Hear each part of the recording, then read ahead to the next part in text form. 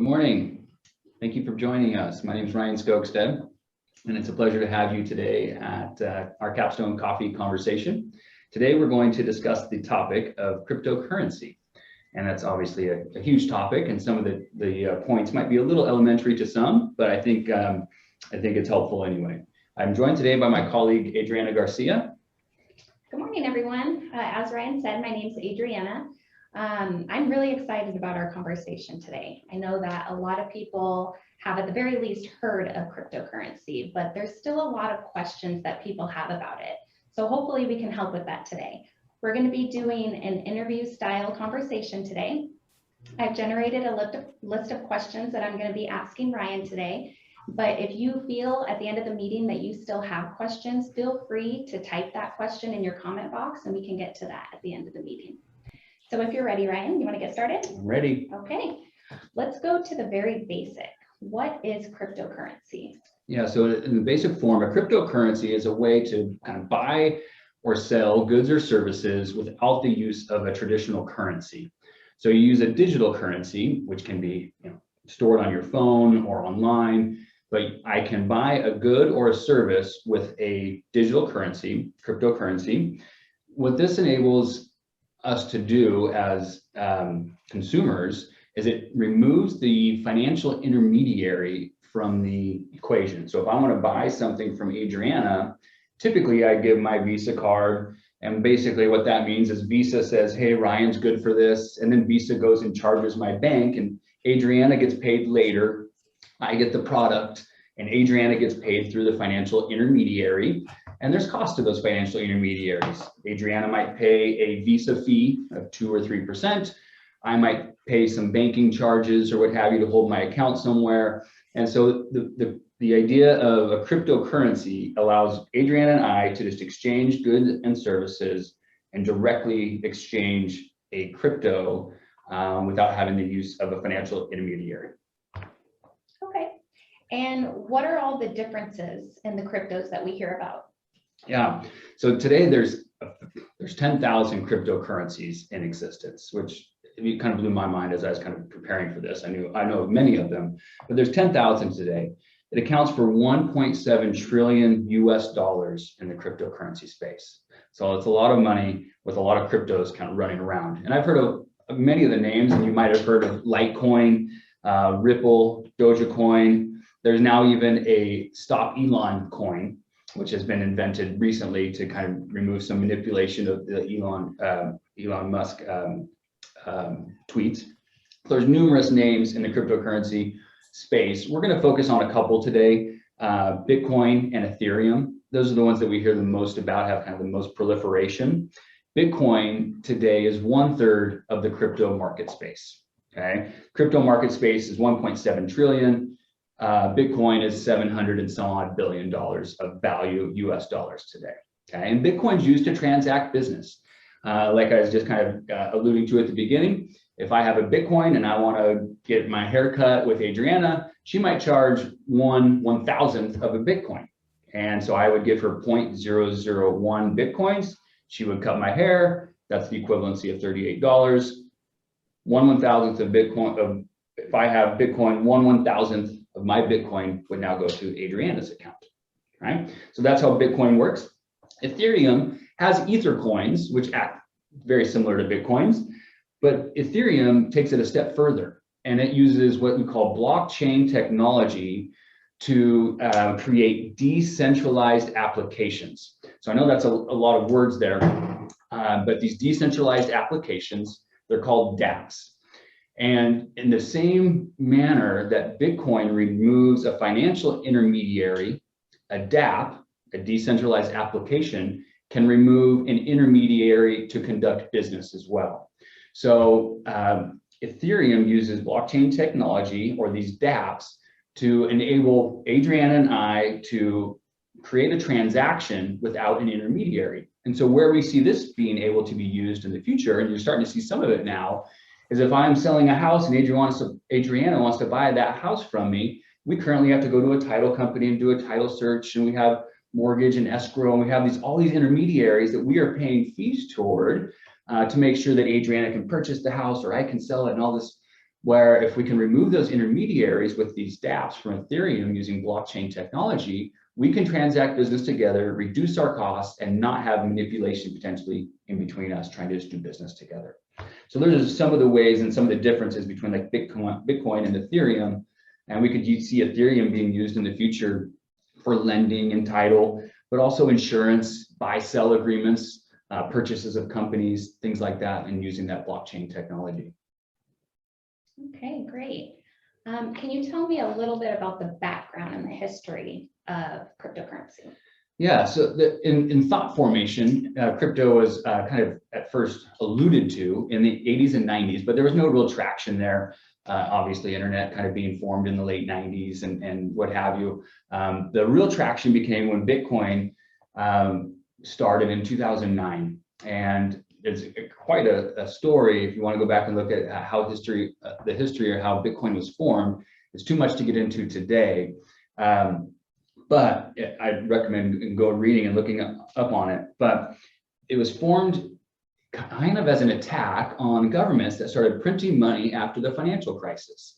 And so it was a way to take out the ability for governments to just print more money, kind of market manipulate a currency. And so they created, so Bitcoin was created. There's only going to be 21 million Bitcoins in existence for all of history. That's all. That's the stopping point. You can't go print more. We can't make more. There's no government that is going to own Bitcoin.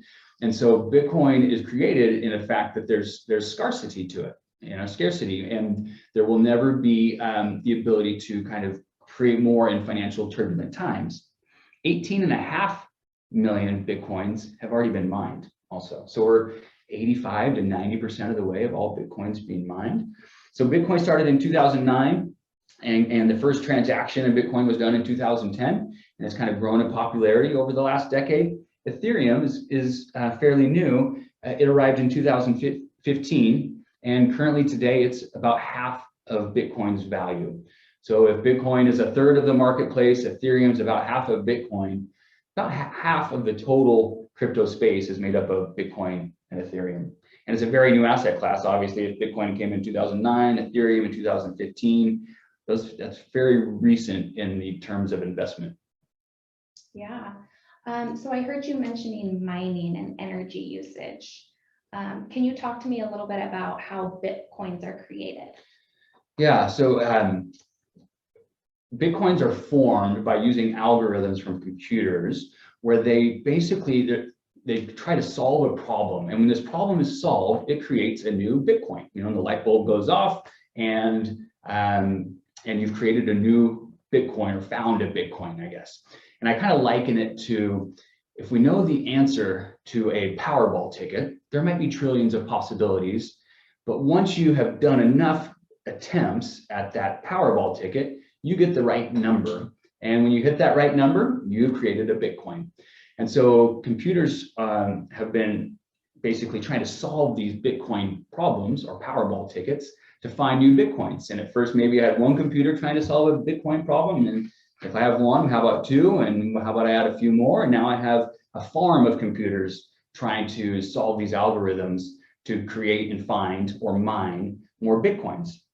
And there is a lot of discussion because it does take a lot of energy to have all these computers running, trying to continually find the correct algorithm to solve the problem and mine a new Bitcoin.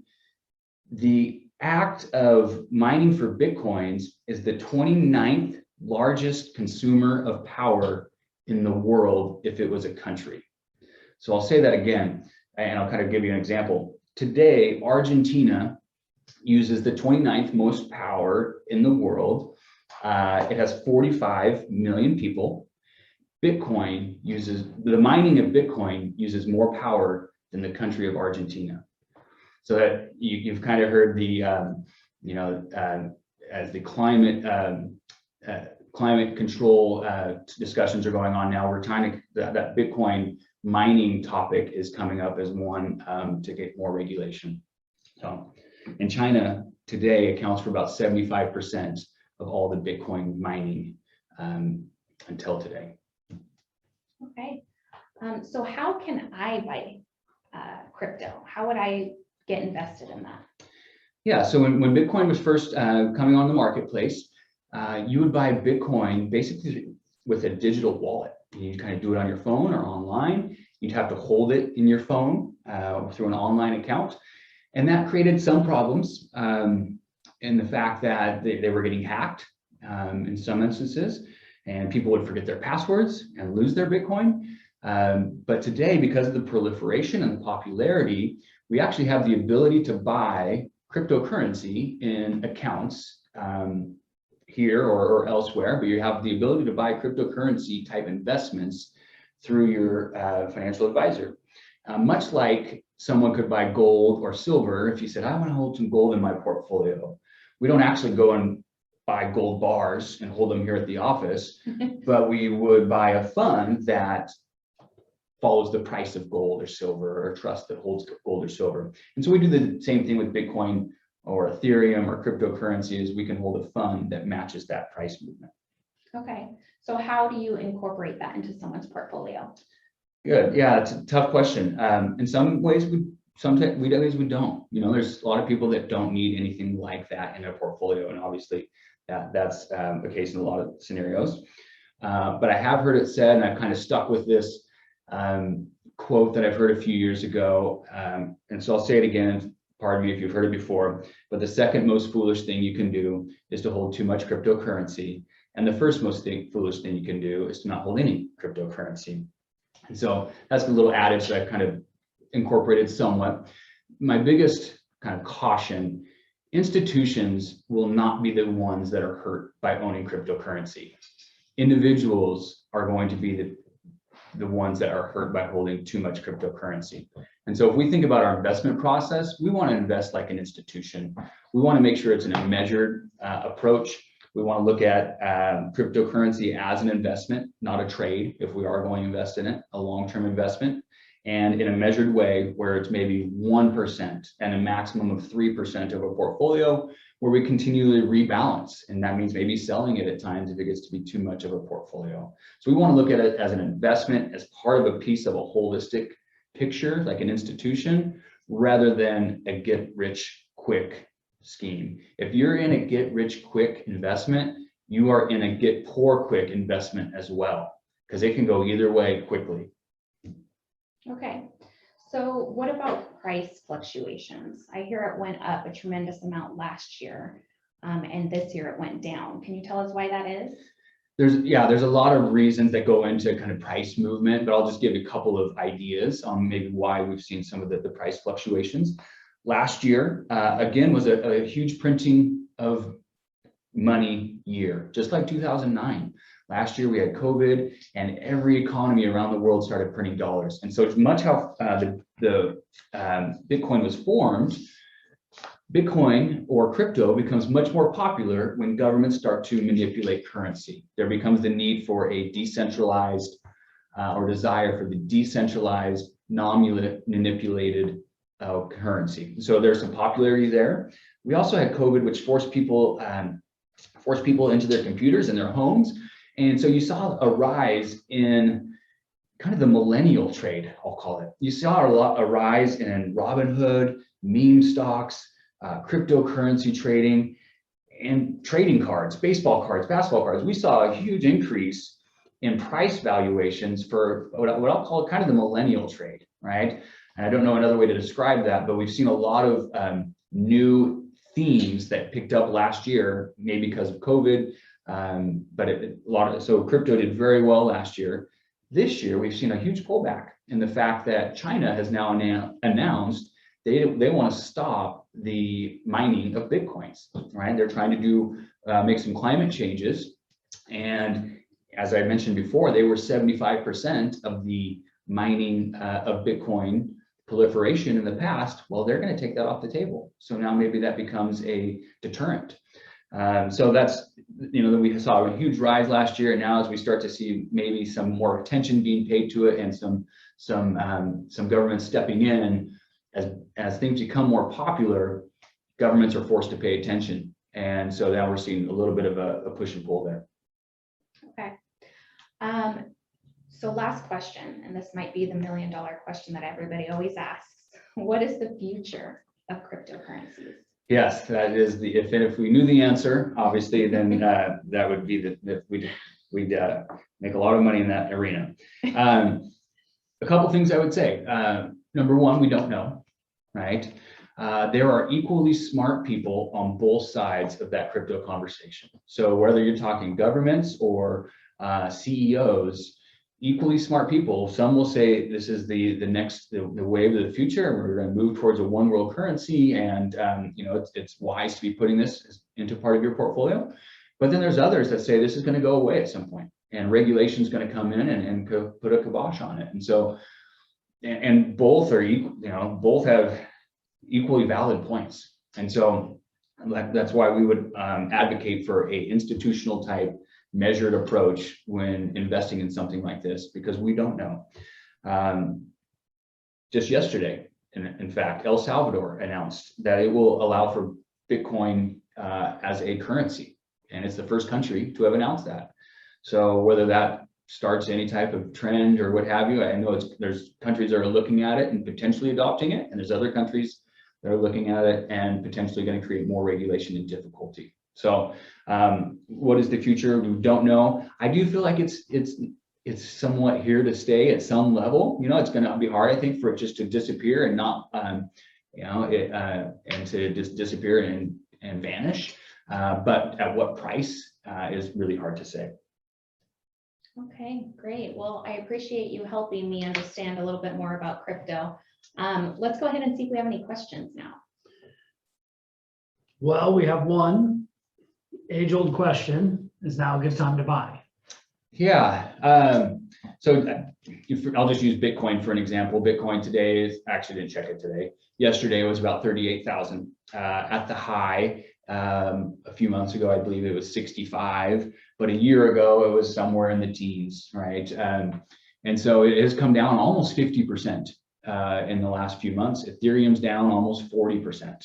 So we've seen a huge price reduction, but a lot of that has been because of, again, government intervention now. And as something becomes more popular, governments are forced to pay attention and begin to potentially regulate that. So is now a good time to buy? We would advocate for purchases just like you would do with a stock portfolio. So maybe taking a small position and dollar cost averaging over time, and again, using it in a measured approach. So is now a good time to buy? It's really hard to say because there's no intrinsic value.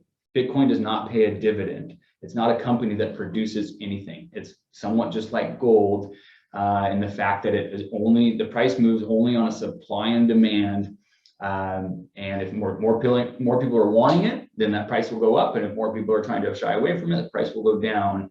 But there's not also enough history to say how it might react in certain environments. So we would advocate, like always, to a measured approach. And if you want to take a position, to slowly start to add it to your portfolio. I think it's obviously after the price decline it's seen, this is a good time to begin to look at that as an option. And if you're dollar cost averaging, again, would you use the coin or an ETF or a fund? Yeah, I think using an ETF or a fund takes out the risk of you kind of tracking it and having to manage that on your own. That is always an option. You can do that. The cost is call it 1 to 2% to buy it in a fund rather than to go buy it on your own. It removes all the risk. And when you think about kind of a cryptocurrency, 1 or 2% is moved in a sneeze, right? And so you're not buying cryptocurrency for that extra 1% of juice potentially in a portfolio. So I think the cost and the ease and kind of the peace of mind of having a portfolio and then managed is worth the cost.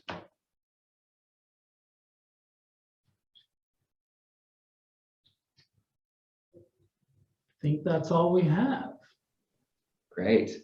Well, thanks, Adriana. You're welcome. Yeah, I appreciate you being here and doing that. And thank you everybody for joining. Again, I know in 15 minutes, we're not going to tackle anybody's major questions or problems or thoughts on crypto. It's just a way for us to scratch the surface with it.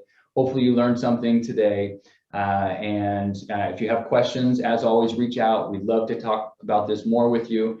And thank you again for being here. Thank you.